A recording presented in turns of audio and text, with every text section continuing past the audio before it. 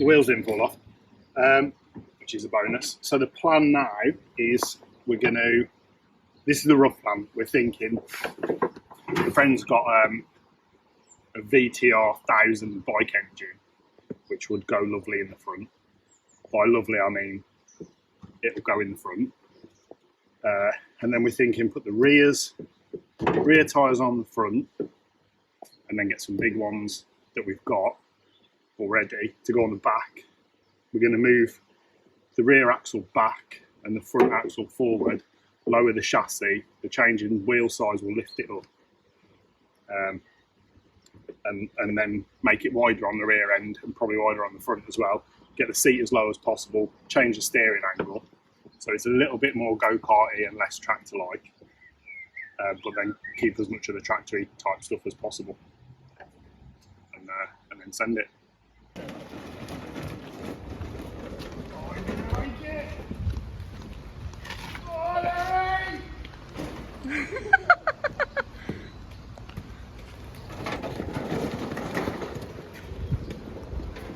It's going to be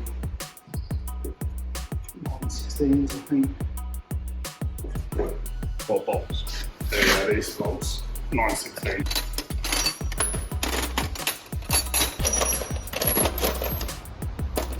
My biscuit tin full of random shit.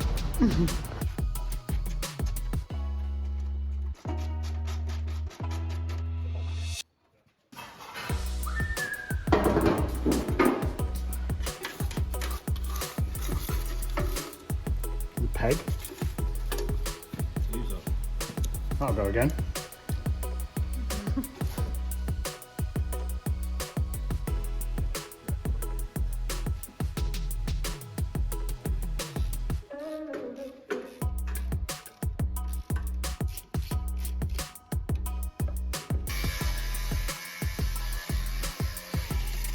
Roll it out. Look at that.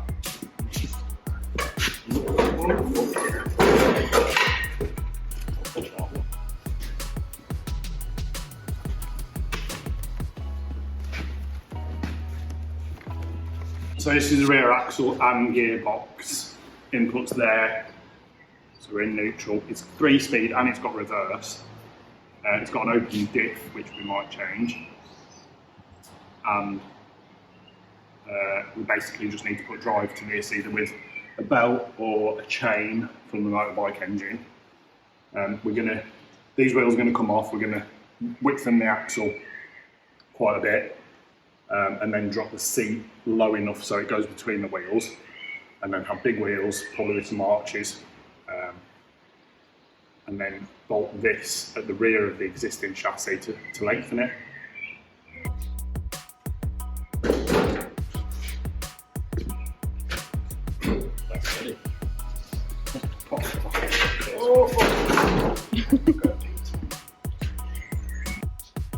Can we whip the front axle off, do the same again, and then we'll take the wheels off and just lock them in position as well?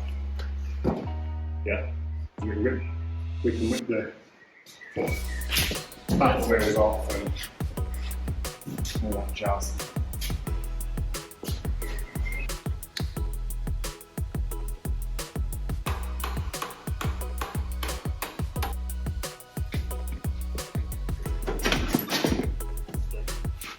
I'll just check that out. Whoops.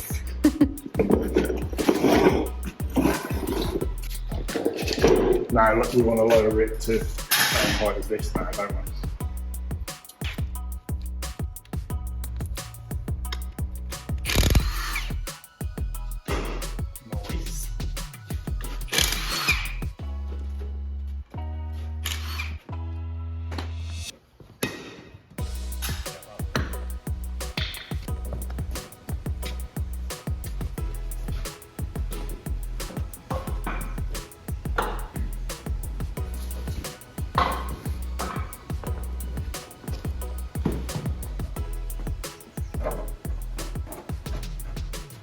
So this is a mock-up with lots of wooden chocks.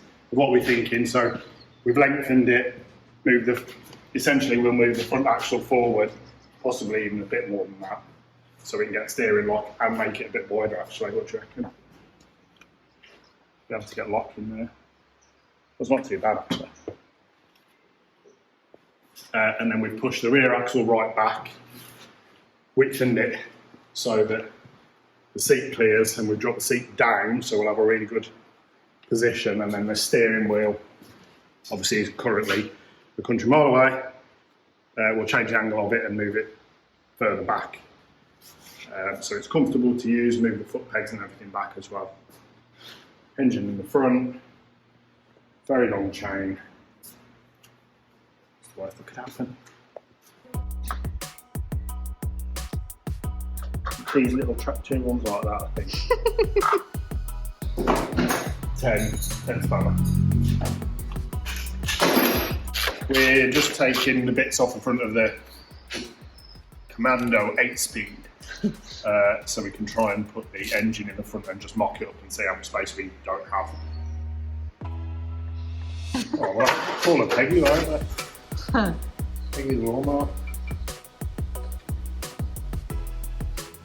Okay. It's getting lighter.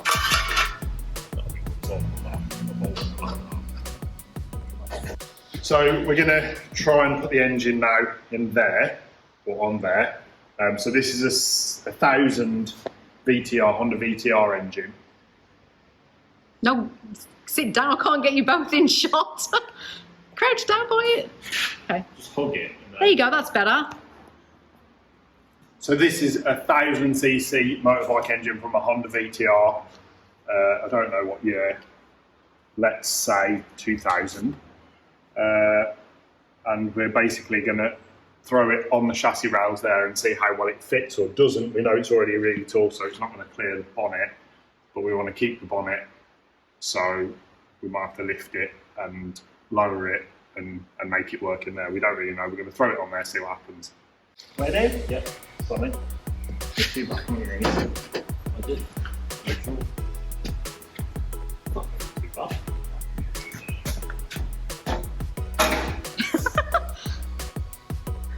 She's a big old girl.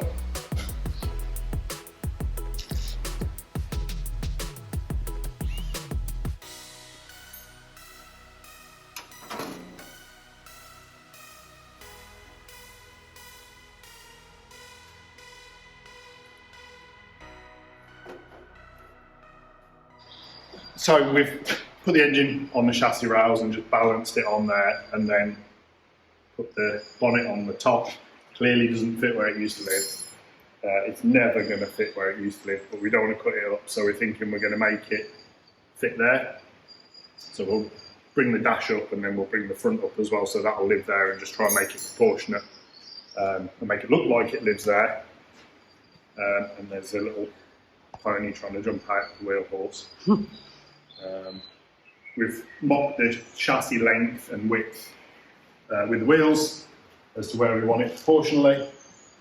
We were kind of hoping to put it on the trailer behind the cannon, because we have a couple of 3 foot at the end of the trailer where we put stuff like the gazebo and stuff. It would have been nice to chuck that on the back. And if it was just a lawnmower, like it was when it got here, then it would have fit perfectly. But now it's not hugely far off being the same size as the cannon, so it's probably not going to, well, it's definitely not going to go on the trailer now, so we're going to have to see about getting another trailer to tow it or something. But we'll worry about that afterwards.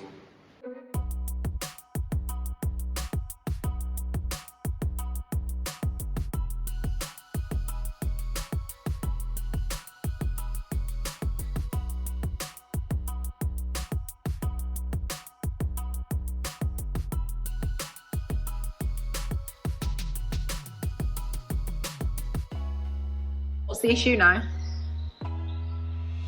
Engine's too big. Engine's really big actually. Well, yeah, it's not. It's just once you add the carbs and the airbox and everything on, it just is like an extra 10 inches or so. So obviously we can probably lose the airbox and just put some cone filters on there, but then they're still going to stand up a good few inches on top of a couple of extra inches on top of an engine that was already pretty tall. We don't want to modify the chassis and lower it too much because I think it'll be too low then.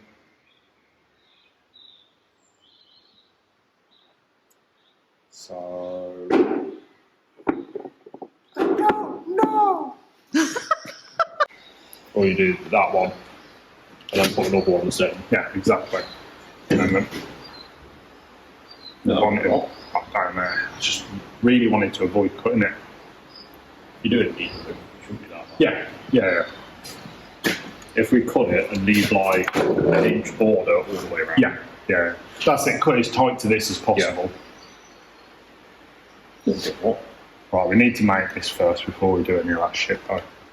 Mark the rear axle first. I'll make a front axle and put the engine up. Good day.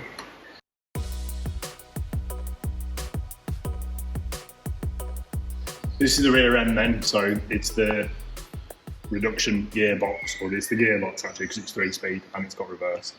And then the rear axle with the diff in it. So originally this lived underneath where these wooden blocks are, and we've unbolted it and we're going to move it back to here so that this face is here, which will lower the lawnmower and stretch it a bit as well. So we're going to make up a mounting face for the bolts there that will go on there, and then reinforce it with a bit of box section along the bottom, and then pick up a couple of bolt holes on the top from here somewhere, just to give it a bit of strength.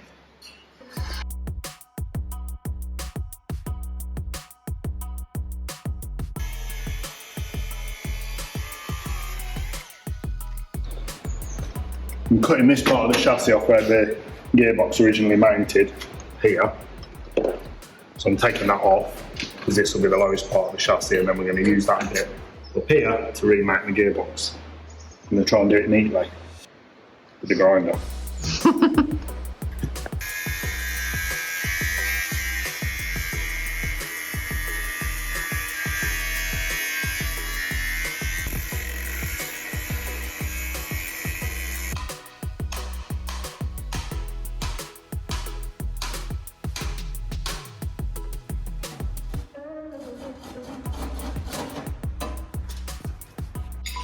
Right, so now we've got that bit off, we're going to turn it upside down, I think, and then bolt it to there, and then weld it to the chassis with a bit of strengthening, and then we're going to run something to these two top holes as well, because the seat's going to go over there as well.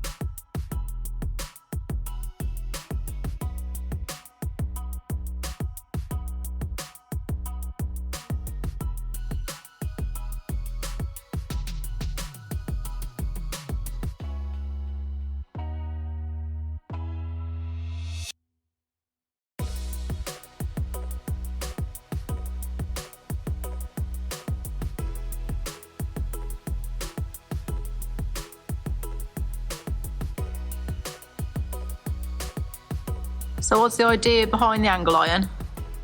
Just extending the chassis back so that we can pick up on these two mounting holes that were on the gearbox. So we'll run another pipe across there and then bolt down to it, and then I'll tie all that in together.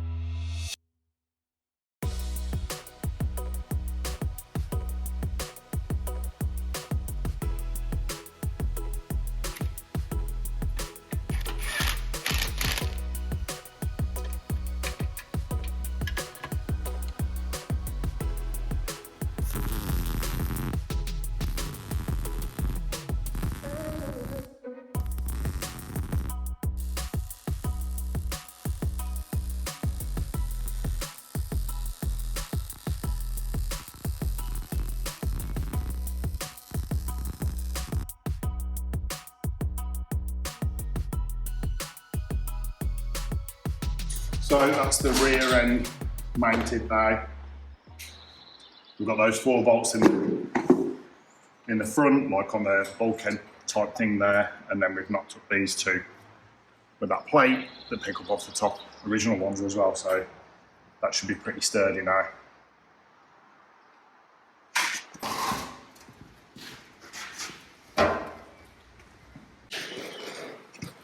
That still needs to go higher. Okay. Yeah.